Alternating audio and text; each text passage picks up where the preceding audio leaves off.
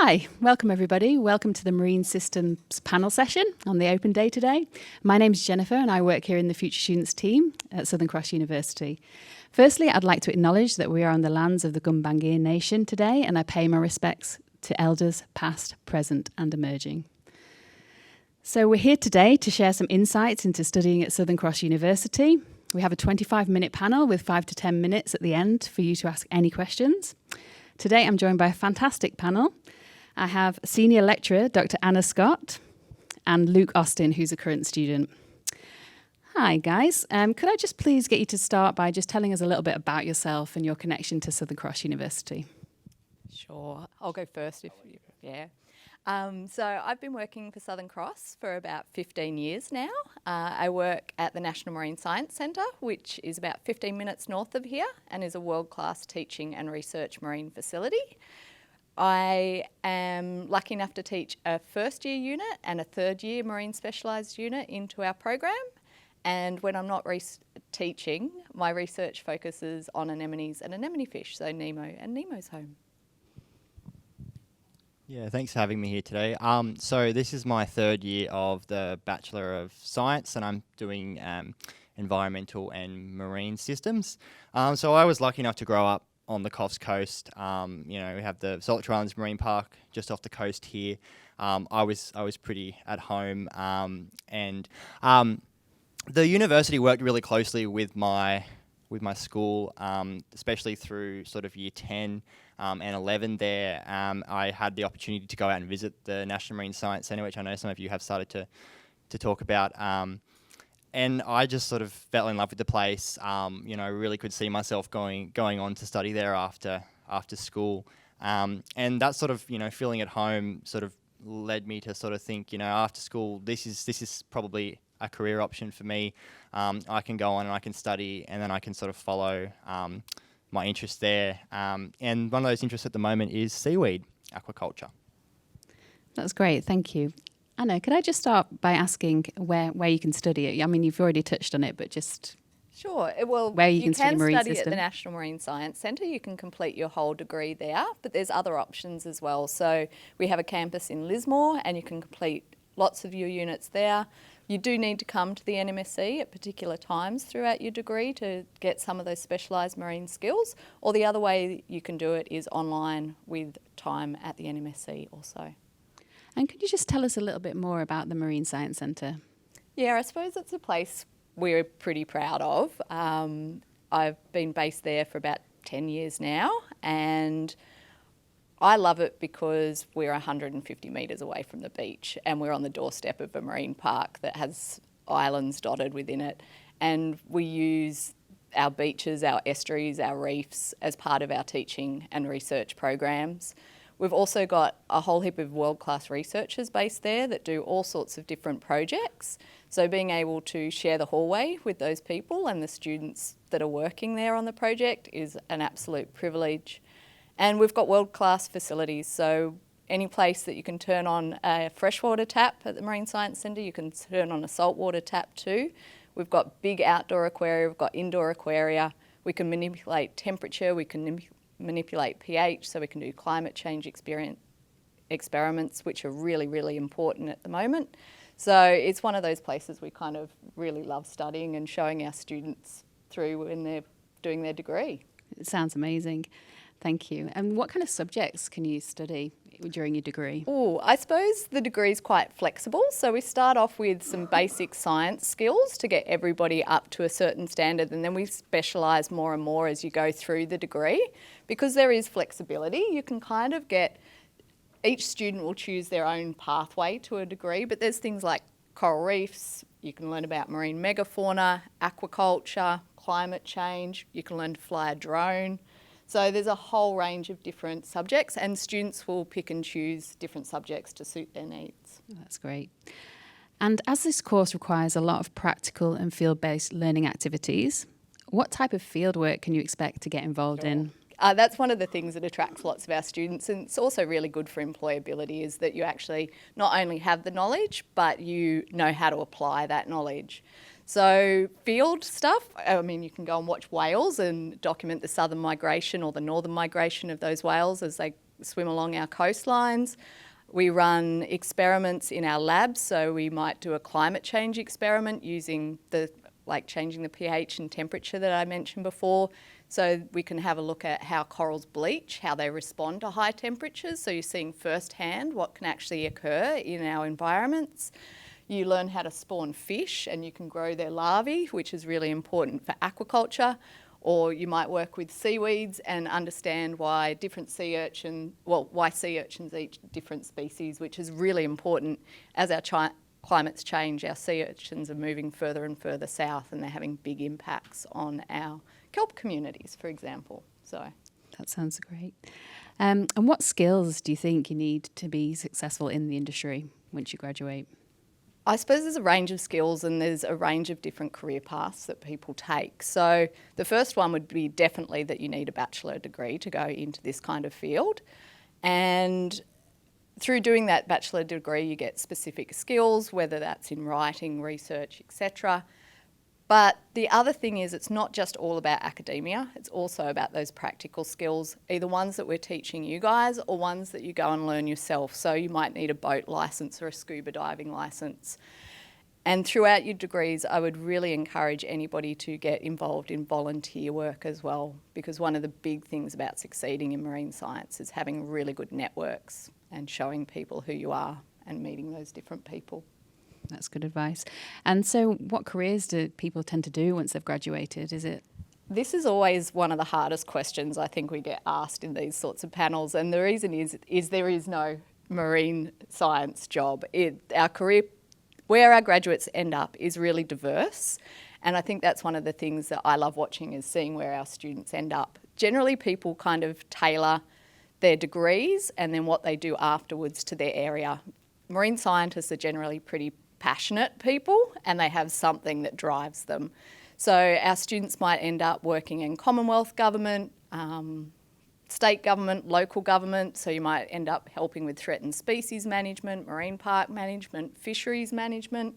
Then there's a whole range of non-government organisations as well. So people might work for the Nature Conservancy, WWF, ecotourism, science communication, teaching people about, why we need to protect these beautiful environments. But yeah, the opportunities are pretty far and it's all about creating those networks and seeing where you want to go. Great, thank you. Now, Luke, as a current student, could you just tell us a little bit about why you chose to study the course and where are you hoping that it'll take you? Yeah, so I mentioned before, I grew up amongst some pretty amazing sort of natural scenery here, and I wanted to make that my career. Through my course, I've become really interested in industry and marine science. I talked about seaweed. Really interested when I finish next year to really get involved in some projects that are sort of getting up and running at the moment in Australia for seaweed. So a lot of other countries around the world have sort of got on board this industry, and it's an industry that's sort of starting to shape out in Australia at the moment. And I think it's a really exciting opportunity for me to have an industry actually starting to come to be around me as a student and going off into my career. So it's not an industry that already exists and is already established and I'm jumping into. So that's one of the reasons that I've found this seaweed and seen the opportunities there with climate. But I guess Anna was talking about the passion. I think that we all share this sort of passion for the environment and particularly for the ocean. And I think that through sort of the study that I've done so far, it really helps you to sort of really understand that you're in that right place. I've done a few placements and experiences sort of out in industry, and you get those moments where you're like, yeah, this is really what I want to do. I've made the right call here, and it sort of starts to form around you the sort of impact that you can actually create in that industry that you're really passionate about, and that passion sort of runs along, and it's it's been really rewarding so far. That leads perfectly into my next question, which was going to be, what's your favourite experience? What's the most interesting thing you've had the opportunity to do since you've started the course? Geez, I talked about this one in the last panel for a few of you that were in there, but early on in the course, I had the opportunity to travel up to Cape York Peninsula. I spent about 2 weeks on a research vessel up there. So I was able to do this because the university had connected me with some sort of industry linkages that they had there. I basically spent the week on a boat with some really clever people with some really great networks. Learned some really, really great new skills. So some of those practical skills that now, in job interviews, you can pull those skills out and you can talk about the project that we were working towards. And you've actually got some real insights from how industry and research sort of runs. So that was really great for me. And again, it was one of those moments where you sort of go, this is actually turning into a career around me. I'm actually, seeing people that are working in this industry, and the opportunities are starting to fall around me, and I could sort of start to see a path to sort of the long run from there. That sounds amazing. So when you're actually not at Cape York, what does a typical week look like for you? They're all different. I work a little bit, so been lucky enough to get a few job opportunities that sort of parallel nicely with my studies. So I do work with council in COFs. I've been doing some work with the New South Wales government as well. Been working at the Marine Centre on some coral projects, which has been really exciting stuff. I think for me, one of the big things was that networking, and I really like to prioritise some of those other opportunities, working with other people sort of in that industry and getting those sort of hands-on skills to build up my resume as well, and do the sort of the study. I guess what I'm trying to say is I try to find a really nice balance where I'm spending enough time on my study and those practical components and getting those assignments ticked off, keeping good relationship with classmates, but also making sure that I'm really, really building up some of those skills that are going to help me when I graduate and I leave sort of study behind. And then it can be anything from, 8 hours a week you might spend, or it might be 40 hours a week you might spend on study. It's really different for everyone, I guess. I try to find that nice balance that works for me and what I enjoy doing and where it's going to, take me in the future. But you've got other people that call the centre home 7 days a week. It's not really a 9 to 5 job, I don't think. I'll leave it on that.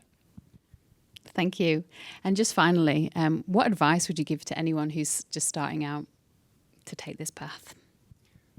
I think the first bit of advice would be to actually jump in and have a crack. I think going into this industry, we've got that passion, and we sort of have a bit of an idea, what we really care about and what we are passionate about. But I think that actually jumping in and getting started in the course, that first year is, as Anna said, really quite flexible, and you actually get a bit of exposure to all sorts of different disciplines in science. So for me, I was sure that it was marine science for me, but then I saw some other interesting projects in that first year that were happening that were related to marine, and that sort of set me off on funny little tangents, and then brought me back in and sort of formed the position that I'm in today and the sort of jobs I'm working in at the moment. I think that first year in that environment, sort of studying at university, it opens up a whole new world. It's so different to school, and it's a really good way to get started because you actually start to see things sort of form around you, and you actually, light bulb moments happen all the time, and you're meeting people that are a few years ahead. You're talking to them, and there's that network there and that support, to answer the questions you have. And I think I just would encourage people to get started and actually, get involved and see what it's like. I'd also encourage people to, look at things like scholarships, especially for marine. There's lots of opportunities out there. It's the talk at the moment, and there's a lot of people that sort of, are really, really willing to get behind this industry at the moment. So it's a really good opportunity for everyone. There's lots of industries sort of expanding. It's a good idea to keep an eye on those. I said seaweed. That was something that sort of happened in the last few years. Have a look at these things that are sort of developing around us, and it might be something that you can jump on and, make a serious career out of that. That's wonderful. I'd just like to thank you guys so much for sharing your insights and to studying at Southern Cross University. I'd like to now open out for any questions that the audience may have. I'll break the ice. Dr. Anna. You can just call me Yeah. Anna. And I think that's one of the things about being at Southern Cross or the Marine Science Centre is we're all pretty friendly and approachable, and yeah, we're first name basis. Excellent, wonderful. I wonder, I've heard networking a fair bit in this particular stream. What's your advice, and how do you start your network? Do you start at Southern Cross University and work at the centre? What's your advice? I think your first network is your peers and also your lecturers and your teaching staff. So they kind of form your first base, and then you sort of move out from there. There's also the opportunity to embed something called like an internship into your degree. So that's a way you would be formally connected with a potential employer. And then it's just, if you're particularly excited about whether it's seaweeds or sea anemones or whatever it may be, we all have our little areas of passion. Find the people who are doing that research, find the employers, and you know, they want to chat to you about it because they're passionate about it too. So it's just, yeah, first get in the door, meet your peers, meet your lecturing staff, and then grow from there. Any other questions? What percentage of practical and theory would you have? It depends with the different units. So some are more theory-based, some are more practical-based, and some are an integration of both. So it really depends on the unit and the skills that we need you to learn. And it depends on which units you select throughout your degree. So I can't give you a specific number, I'd love to, but basically what we try and do in the majority of units is give you the theory and then let you either explore that theory in the lab or out in the field. Any other questions? And what percentages, is any percentage of it online or? So you can choose to study online, and if you choose to study online, then you still need to come to the Marine Science Centre, because one of the things that people really like about our courses, and we're really keen to teach you guys, is those lab and field-based things. And some of those activities we just cannot do in an online scenario. Some track across well. There's the option to be an on-campus student and also select some online-only units. So there's a bit of flexibility with that. You'd give some advice about that? Yes. Okay, thanks. Any other questions? Okay. Well, thank you so much, and thank you to everyone for joining us. Anna and Luke will be around, actually. If you've got any questions, they'll be here for the next 10 to 15 minutes upstairs in the student breakout room. And also, if you're interested in applying, or you've got any questions about the application process, or anything like that, we've actually got student services on hand at just as where you came in the first room on the left. They'll be there. But I'd just like to say thank you so much. And also, there are tours at the Marine Science Centre today. So if you're wanting to go and actually have a look round, there's tours starting at 5:30 today. So you can find out more information. If you go back to the welcome desk, they'll guide you how to arrange that. And you can also contact the Marine Science Centre directly to arrange tours if you do want to go, if you've got another day that you can go. So I'd just like to say thank you so much, and we'll look forward to welcoming you at Southern Cross University.